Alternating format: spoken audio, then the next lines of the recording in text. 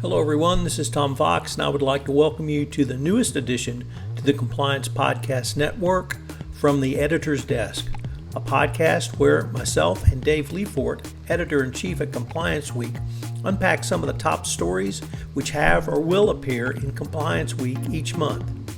We look at the top compliance stories, talk some sports, and generally try to solve the world's problems. In this episode, we take a look at some of the top stories that appeared in Compliance Week in July of 2021. We also have special guest Aaron Nicodemus, who talks about his great 5-part article series on whistleblowers in honor of National Whistleblowers Day. Dave and I conclude with thoughts on Simon Biles, her mental health issues at the Olympics, and take a preview of what's coming up in Compliance Week in August.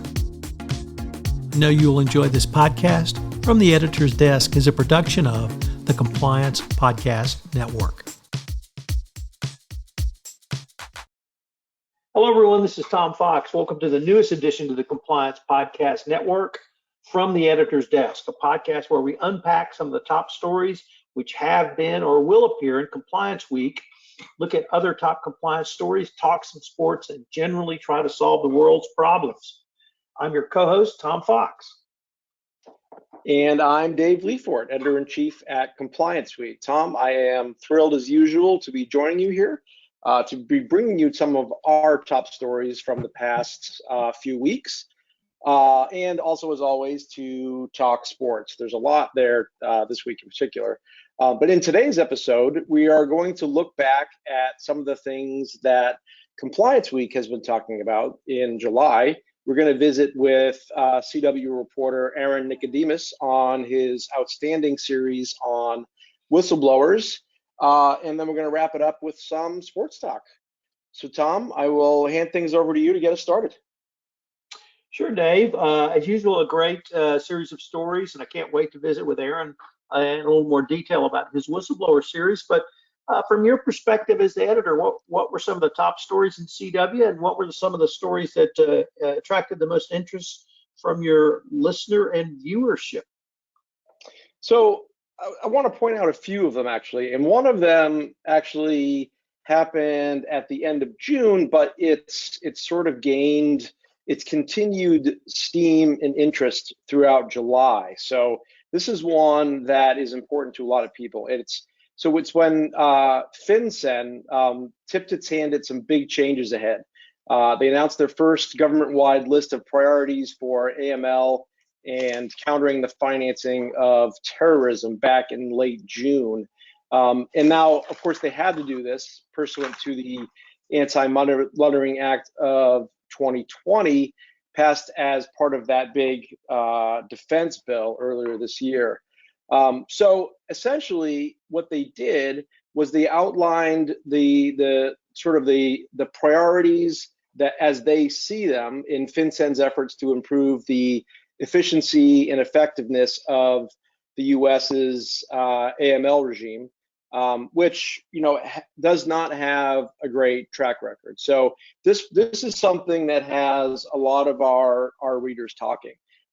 So it's essentially, they essentially listed 8 priorities. So they want to deal with corruption.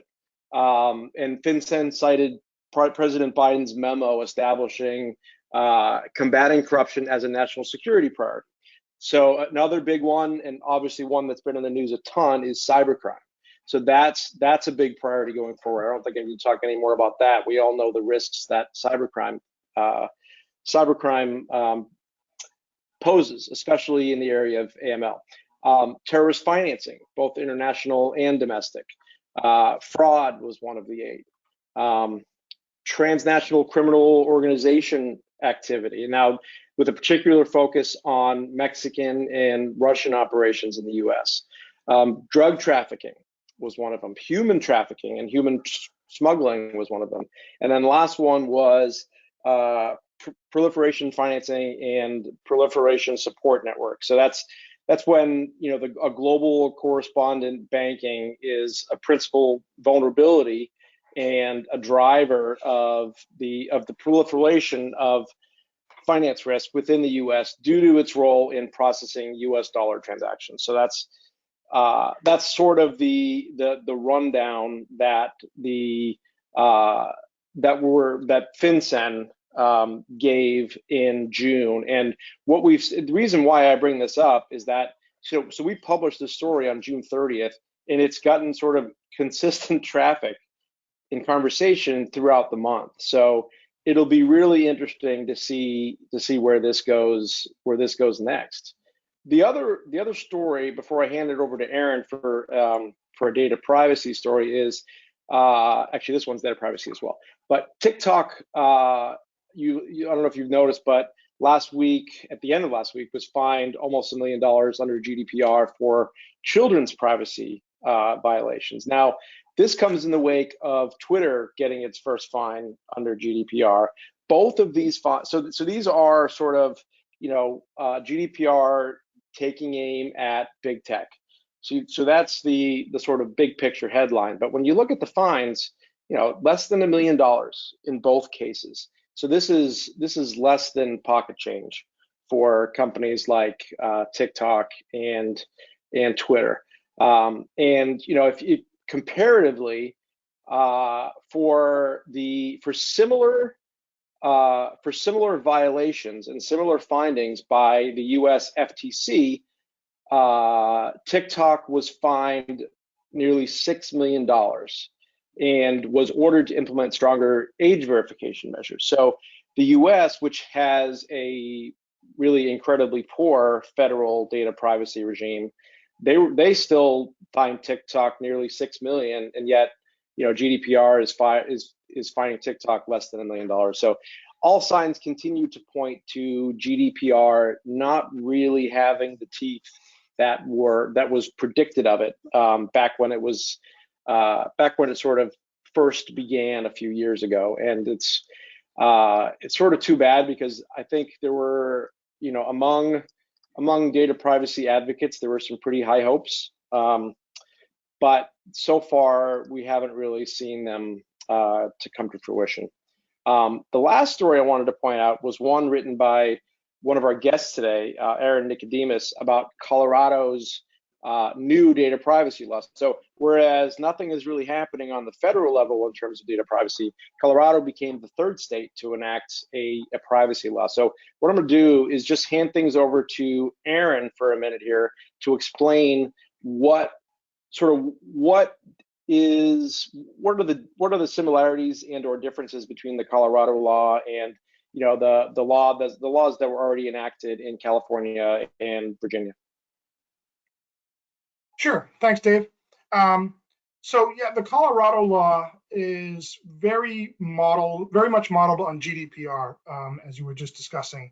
It's taking a very aggressive approach to protecting the privacy of its citizens. But there's a couple of key differences between Colorado and, say, California's law that privacy advocates are honing in on. The biggest of them is that the Colorado law, and unlike a Virginia law that passed earlier later in 2020 and 2021, it doesn't provide a private right of action, which means that any consumer who feels their data has been compromised by a company, they can't sue in federal court. They have to rely on the attorney general in their state to advocate for them, to file lawsuits, to do investigations.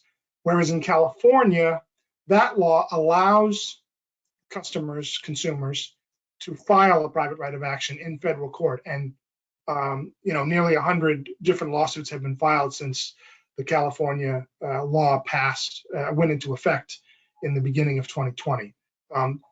Those lawsuits have to be very focused on data breaches, so they can't talk about some of the other violations of the CCPA, but they can sue, and they are suing. And that was a real sticking point for a lot of states considering data privacy laws, whether or not to allow this private right of action. So Tom, those were some of our top, most talked about stories from July. Dave, I was wondering if you might be able to give us a teaser of any stories you and the team are working on for the August issue. Yeah, so for August, I think Aaron will talk here in a minute about his Whistleblower series, which is going to extend into August.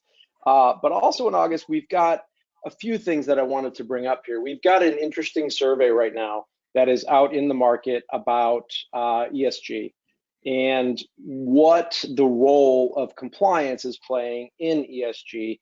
And we've got a lot of interesting responses so far that are really telling us that, compliance, just like the board, just like really anyone else within any organization, is still playing catch up a bit on ESG and still has a lot to learn. So we've got some results of an interesting survey that we're going to be reporting out in August, along with some best practices advice on, if your ESG program is immature, and the majority of people have indicated in our survey that that is the case. They have very immature ESG programs. What can you do? It also addresses how to make sure your own company isn't greenwashing or sort of making sure it's doing what it says it's doing in terms of environmental initiatives. So that'll be a pretty interesting piece coming out in August. The other thing we've begun work on that will probably hit the site in August is our annual Inside the Mind of the CCO survey. It's one of our most popular content packages, and it really gets at what are the challenges facing chief compliance officers and those who work for CCOs. It's almost like a temperature check. If we talk about it in terms of benchmarking, it's benchmarking yourself. We ask questions about salary. We ask questions about what are your current biggest challenges? What are the things that you're being asked to do now that you were never asked to do previously? Or what about your job has changed due to the pandemic? What are your post-pandemic plans if we ever do get to a post-pandemic world? So that survey will be released in August, and I think there's a chance that some of the results will be released toward the end of the month as well. So we're really looking forward to those two things, as well as the continuation of our Whistleblower series into the beginning of August. But one other thing I wanted to mention about August is that Compliance Week is having an open house for the entire month, which means all content for the month of August will be free. So the only thing we ask you to do is to register, which means you'll be a recognized logged in user. But once you register, you'll get access to any of our archive content and of course all of our new content in August. It's an opportunity for people who maybe haven't checked out Compliance Week to do just that for an entire month. So I would suggest to those of you who have yet to check us out to take an opportunity in August to do that. Sign up for our daily newsletter, or check out our homepage a few times, or just maybe read one of our case studies or Aaron's Whistleblower series that he's going to talk about. And so we're excited about that too. We try to do this annually, at least for a month or so. I don't believe we did it in 2020, but we did it in 2019. It's just sort of an entree to Compliance Week for those people who don't want to break out the credit card and pay for something they haven't seen yet. So yeah, those are really the big things. Well, Dave, that's great on the open house, and for our listeners, we're going to link to in our show notes how to gain access during the month of August for the open house. So if you're not a Compliance Week subscriber, I'm going to urge you to do so. I'm a subscriber, and it's one of the great resources in the compliance community. And to really demonstrate that, we now are going to bring back on Aaron Nicodemus. Aaron is in the middle of posting a 5-part blog series, or article series, I should say, on Whistleblower. So Aaron, first of all, formally, welcome to the podcast. Yes, thanks for having me, Tom. So Aaron, as of the recording of this podcast, we're to part 3 of your 5-part series. So, of course, I've read each part and really wanted to know what was the genesis of this series, and could you describe your approach to each of the whistleblowers you're highlighting in your series? Sure, absolutely. So the idea for this came about when I was talking to a whistleblower attorney, Mike Ronacher of Constantine Cannon, about whistleblowers and how difficult they had it. We were talking about a story that I was writing on how there were some changes coming down the pike for the the SEC's whistleblower program. And he was just, as an aside, he just said, these whistleblowers, they have it so hard. They're isolated. They get retaliated against. No one believes them. No, people try to discredit them. It really terrible impacts on their personal and professional lives, and yet they step forward on behalf, in many cases, for total strangers to try and right a wrong or to try and stop a fraud. And so they're brave people, and they're putting their reputations on the line, and in some cases their careers on the line to bring these frauds into the light. So I can start with the whistleblower who I thought had the most compelling story. They were all compelling, the 5 of them, but the one that I thought was the most compelling was Aaron Westrick. He's a whistleblower he was the research director for a bulletproof vest company called Second Chance Body Armor. And he had discovered, as the research director, that some of the vests that Second Chance was manufacturing lost their effectiveness. When they went out the gate, they could stop high caliber bullets, but in normal heat and humidity, they would degrade and lose their effectiveness. And he was obviously concerned that someone was going to get shot, and the bulletproof vest was not going to do its job. And he found out that the material that was being used, what was causing it, was called Xylon, manufactured by a company out of Japan called Toyobo. And so he started sounding the alarm within his company. But the company was getting ready to go public. 70% of its sales were in these lighter, more flexible vests made with Xylon, and they had no interest in pursuing this, even warning people, never mind recalling the vests. They saw a financial calamity on the horizon if they paid attention to Aaron Westrick. And so they didn't. And they isolated him, they kept him out of meetings, and eventually they fired him.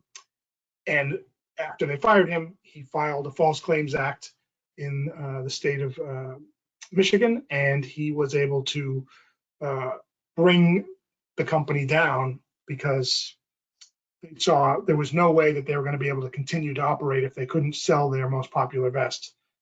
And they quickly filed for bankruptcy and stopped selling the vest. So, and there's a whole lot of other things about his story that were interesting that are in the series, and you should check it out. But he was actually saved by a bulletproof vest, and then he turned around and saved a bunch of other officers from getting hurt by these defective ones. So it was a really interesting story. Another one was this guy, Brendan Delaney. He was a whistleblower within the New York City prison system.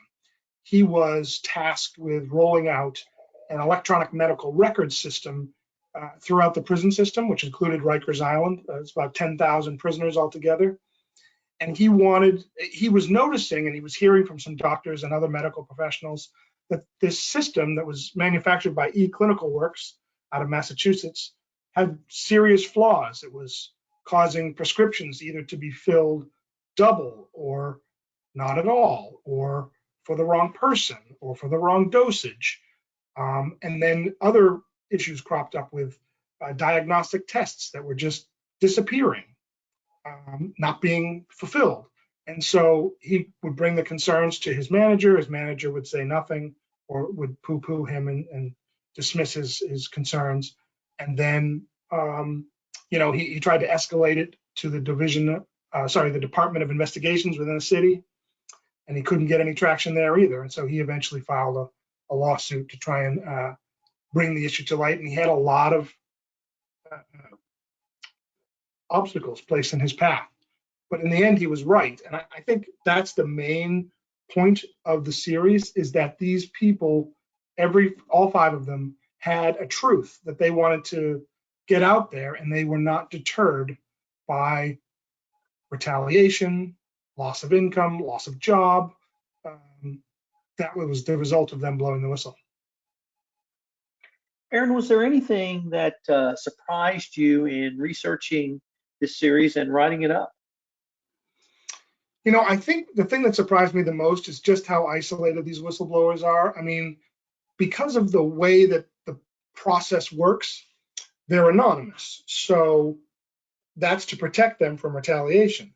But in many cases, what it also does is it prevents them from telling anyone, even their closest friends or even their spouse, that they are blowing the whistle. And this is the reason why so many bad things are happening to them at work or in their career. And yet, they forge ahead with their truth telling, and yet they can't really tell anyone why. And so every one of them, I think, that I spoke with were relieved, I think, to sort of tell their story because they'd been holding it in for so long. I mean, Aaron Westrick, it took him 18 years from start to finish to blow the whistle. Brendan Delaney took 7 years. Another whistleblower, Jeff Smith, took 5 or 6 to get to the end of his journey. It just takes a long time. It's very stressful. It's very isolating. And to me, I guess I just didn't know how traumatizing being a whistleblower was until I spoke with 5 of them. Aaron, you may touch upon this in episodes or parts 4 and 5, but I did want to ask, from, once again, your research and writing this series up, do you think we need greater protection for whistleblowers? I do. Some of the stories that I'm going to write next week delve into this, but even in the last part of the series, there are a couple of things that whistleblowers really deserve in their for protections, and anti-retaliation protections are a big part of it. Senator Chuck Grassley out of Iowa just filed a bill that would expand protections to any employee. Right now, the law, as the False Claims Act as it's written, says anti-retaliation protections only cover current and former employees, but at least 3 of the whistleblowers I spoke with were never actually employed by the group that they were blowing the whistle on, and so they didn't actually qualify for these anti-retaliation protections. So the law needs to be changed, and it's literally just making it for any employee, not just one who's connected to the company that they blew the whistle on. Another is the anonymity that whistleblowers get really should be sacrosanct, and with the SEC's program, the whistleblower's name is never revealed, okay? It's not revealed during the investigation. It's not revealed after the investigation is over. Even when they make the award, they never identify the whistleblower. If the whistleblower wants to come forward and give his or her story like these 5 did, that's fine, but they're allowed to keep their anonymity. With False Claims Act, the whistleblower is identified at the end. The case is opened and they're identified, and they know this, so they're on board with it. But there's a part of the process where an FCA action can be dropped by the Department of Justice, and then the case can become unsealed, even though it hasn't been settled, and the whistleblower's name is exposed. And that happened to Brendan Delaney, and to pretty disastrous consequences for him in his professional and personal life. Well, Aaron, I wanted to congratulate you on this series and also thank you for writing this up, certainly in this week that we're all focusing on whistleblowers and National Whistleblower Day. It's been a great series, and frankly, look forward to seeing where you take it down the road. Thanks. I had a lot of fun, and it was a great, it was an eye-opening experience, and I hope some of that insight came through. Well, Dave, we're now at the point where perhaps we save the world, but we do so through the medium of sports. So lots to Ready for talk it. about. I am in, as you know, Texas, and the University of Texas and the University of Oklahoma look like they're going to bolt for the SEC. And a lot of people have been asking me about this and kind of what are my thoughts and feelings. And I guess of course, it's about the money, but what I see, Dave, is really a complete now realignment of college football, perhaps even away from the NCAA model, and we're going to move towards some new super conference or conferences. Of what it looks like, I don't know, but the only thing I am confident in predicting is things will look much different in 2 or 3 years than they looked over the past 5 years. Where do you kind of see all of that from your vantage point? Yeah, I mean, look, I'm here in the Northeast where college football isn't nearly as big a deal as it is in your neck of the woods, or, you know, especially not in the South too. But I think you're right. This is sort of, I mean, I don't want to say the beginning of the end, but it's the NCAA. Let's get this out front. NCAA really has no control here. This is really the CFP, the College Football Playoff Committee, and also these the conferences, which have these giant TV deals. So what you have is Texas and Oklahoma. They're going to jump to the SEC, and of course now you have Oklahoma State saying, well, "What about us? What about our rivalry with Oklahoma?" And you have Texas A&M saying, "Well, that's not fair. You know, we thought we owned the state of Texas and the SEC." And again, it's all about money. And so, you know, now once Texas and Oklahoma jump, what's going to happen now to the Big 12? I mean, would you still consider that a Power 5 conference? Probably not. You know, and then you get the ACC on the East Coast and the Pac-12 on the West Coast.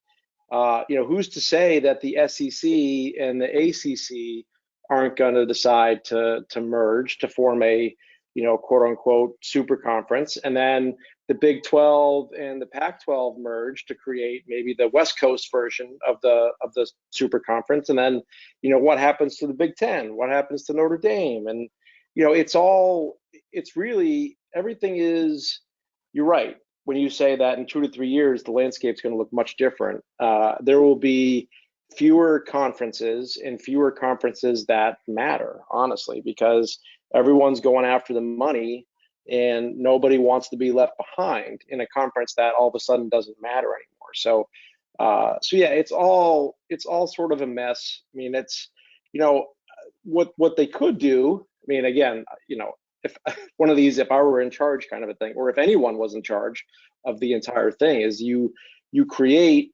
sort of a, you know, an East Coast conference, a Central conference, a West Coast conference that are all sort of equal in power. But then you also have the smaller conferences to, you know, honestly, no one from the American Atlantic Conference is ever going to make a college football. They're never going to be. It's never going to be a power conference. They're never going to make a national title game. It's all the same teams. You could pick 20 teams, put them in, you know, 3 separate conferences based on geography, and then create a, I don't know, let's call it a 12-team playoff, 4 teams from each I'm sort of just spitballing here, but this is what we're heading towards. We're heading towards an environment where these teams in these conferences, they have all the power, and they're going to be the ones that decide how a champion is crowned and which teams are aligned with which conferences. And so the NCAA doesn't really matter here. These are conferences that are making these decisions. These are universities that are making these decisions based almost exclusively on TV money. And it's kind of crazy, and it's not, I don't know, it's not what's best for the fan, and it's really not great for these smaller conferences and smaller universities, even someone like Boston College, you know, D1 school, currently in the ACC, you know, maybe 10 years ago, they were a pretty consistent top 25 team. As it looks right now, they're second tier. They're never going to, I shouldn't say never, but it doesn't look like they have a path toward viability again. And so it's going to be very difficult for any team that is currently outside this, power 20 or power 25 teams to sort of break into that, because all of the, if you're a legitimate college prospect, and now you can get paid to be a prospect, by the way, you're going to flock to these teams that are already established. And so it's really the consolidation of power among very few in college football, and it's going to be the detriment to fans and to a lot of these smaller teams and smaller schools and smaller conferences. What do you think? Do you agree? Am I off base here? No, I really think you've articulated where we are now, and I've been thinking about this a lot, and no one at a university ever asks, is this what's good? Is this good for college football? They ask, is it good for my university? So until we can kind of move past that, I don't think I think we're headed down the road with some sort of super conference with the playoffs that I think everybody wants. But a lot of tradition will go out the window, that's for sure. So it's going to be interesting to see how it develops.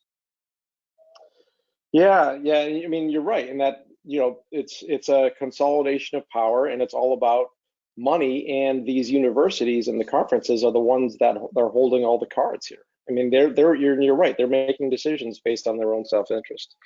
And as long as that's going to be the way business is done in college football, then that it's going to be to the detriment of parity. It's going to be to the detriment of any kind of even playing field that one would expect. So Dave, now I'm going to ask a question that at one point was more in your neck of the woods, and I'm going to preface it with the following. I'm a huge Tom Brady fan. I have 3 signed Tom Brady helmets. I have Wow. 5 New England Patriots replica Super Bowl trophies. But I say all that to emphasize I'm a huge Tom Brady fan. But here's the question I want to pitch to you. Is he always pissed off?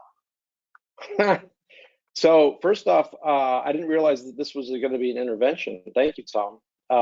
So I didn't realize you were such a big Tom Brady fan. That's wow. I would say that's a surprise to me. I've always been a Tom Brady fan, but I'm in New England, so all of us here are.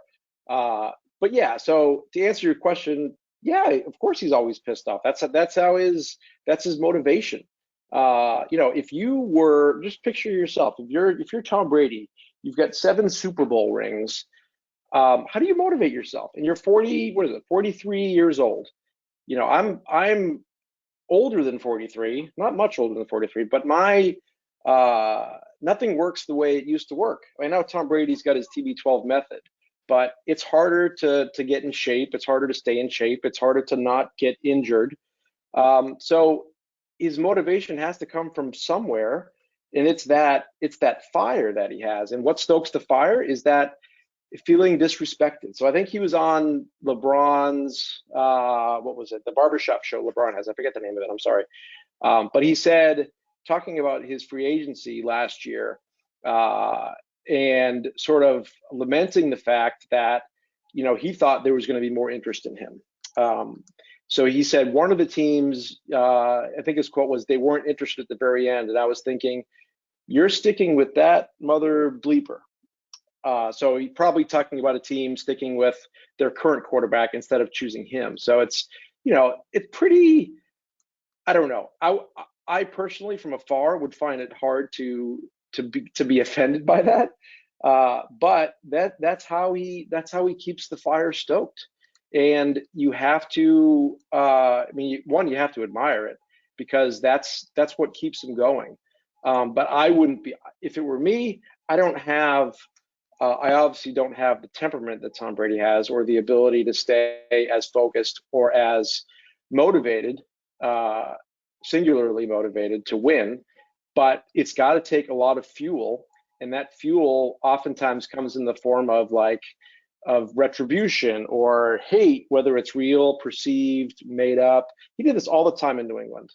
It was consistently, we were underestimated. That no one believed we could do it. And in reality, it's like, well, you were the favorite going into the season, so who exactly didn't think you could do it? Part of it too comes from Belichick sort of staying on him and throughout his entire career in New England. Belichick didn't cut him any breaks, didn't do him any favors, treated him like everyone else. I think that helped to make sure that Brady's motivation stayed where it was, and his fire was always stoked. But yeah, to answer your question in a not so brief way, yeah, he's always angry, just like the Hulk. When Mark Ruffalo in the Avengers says, "You don't want to know my secret? I'm always angry," and he turns into the Hulk. So it's I picture Tom Brady in that same scene, sort of putting on his helmet and then turning to the playing field. Well, regarding the intervention, all I can say is just because I'm sober doesn't mean I'm well. Now let's move on to the Tokyo Olympics. And I originally thought when I sent you some topics, Dave, we'd have a kind of a wide-ranging discussion of the Olympics during the era of COVID-19 and what it costs and what it means. But as we were now recording this, I would really like to talk about Simone Biles. And we're recording this on Wednesday, and yesterday on Tuesday she pulled out of the team gymnastics competition because of a mental health issue.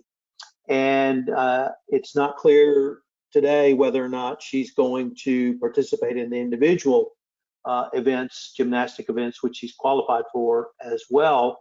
But I didn't know how the social media reaction would be, but from what I see, it's largely supportive. And it was certainly, from my perspective, a very gutsy move on her part, because she is someone who has generally been thought of as one of the current world greats in just gymnastics, and to have a crisis of confidence that a lot of other people have a lot more often than athletes at that level, I think really drove home a message that we all need to listen to our bodies, listen to our minds, and ask for help when you need it. And if you find yourself in a situation that is putting either your physical health or mental health at risk, you need to extricate yourself from that situation. So those are sort of my initial thoughts. What were your thoughts? So pretty much very similar to yours. And my initial reaction was, wow, this is really a landmark moment for taking the stigma away from people with mental health issues. I can't imagine the type of pressure that she's under. She is the number one athlete in this entire Olympics. So there's that pressure alone. So she must feel responsibility not only to her teammates, to the US, to NBC, to her sponsors. There is an incredible amount of pressure just there. And then you take into account that she also is carrying the weight. She was, I think, and I think this is true. She is one of the last remaining active gymnasts that were part of the sexual abuse scandal with gymnastics and Larry Nassar. So she's also carrying that around too.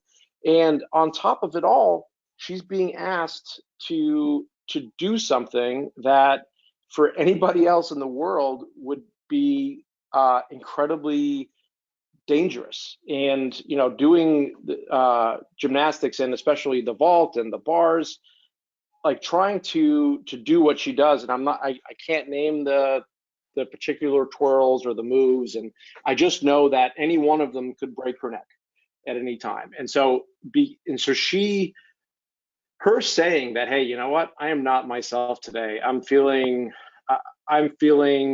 a little bit anxious or really stressed out about this, and knowing her body and knowing herself, that she's having the courage to extricate herself from that situation is amazing, and I think extremely admirable, and something that I think kids who are watching this or who are, I had this conversation last night with my kids, like, well, they asked, why isn't Simone Biles, why isn't she performing here? Why isn't she competing? Is she hurt?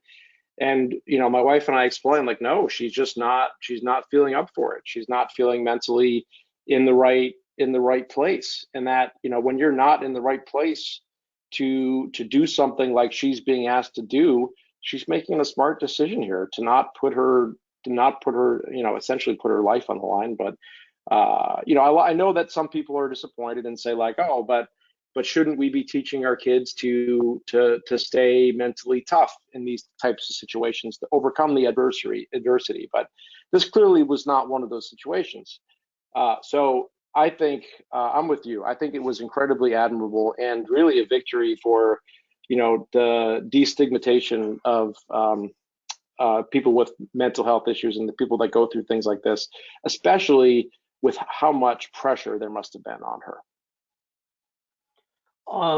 Obviously, or perhaps not obviously, but I drew a parallel with Naomi Osaka pulling out of the French Open for mental health issues. And if I could even add the recent European Cup finals where 3 English footballers missed penalty kicks, and literally the abuse they took on social media. It made me think back to a 1996 World Cup, I think, where Italy lost the World Cup literally on one penalty kick by their top star, and that kind of marked him forever. And I just think it's so unfair to define one athlete by one mistake because of the incredible pressure they're under. But I guess, Dave, the thing about the Simone Biles that I really took away is the point you hit on. It really destigmatizes this, and I hope that everyone listening will understand that if they face those issues just in everyday life or in the workplace, that they'll ask for help. And that if someone asks for help, if it's to you or to me or to anyone else, that who will be available for help and point them to professional help that they can get. So that I really hope it helps take away from the stigma of mental health issues. And even in the workplace, almost every company has some sort of employee assistance plan. And so I hope that people will take the advantage of using that if they need to. Yeah, I agree with you 100%. I wouldn't add a thing except to say that, if you can't put yourself in anyone else's shoes. So if you're attempting to evaluate, maybe Simone Biles really should have went through it for her teammates. She should have done it for them. You're not. That's not fair. It's not fair to do, because you cannot put yourself in anyone's shoes. Forget if it's Simone Biles. It could be anything and anybody. You cannot feel. You cannot understand how someone else is feeling. And so when for Simone Biles to do what she did, which is essentially pulling out of the biggest event of her life, you have to imagine it wasn't just on a whim, or it wasn't any small decision for her. And I'm really glad for her and for everybody, really, that she did set this example. I think this is a better example to set than had she gone out and had a perfect score or whatever that looks like in gymnastics and won a gold medal. I think the example that she set here by pulling out would be stronger than anything she could have done on the floor. Dave, I don't think Atticus Finch could have said it any better. Unfortunately, we are near the end of our time for this episode. So as I said a little bit earlier, we're definitely are going to link to the open house opportunity at Compliance Week in our show notes. And so, Dave, I'm just going to say thanks for joining us. I'm Tom Fox. And thank you. I'm Dave Lefort. Please join us next week. Oh, and thanks again to Aaron Nicodemus for joining us this week. We'll see you next time.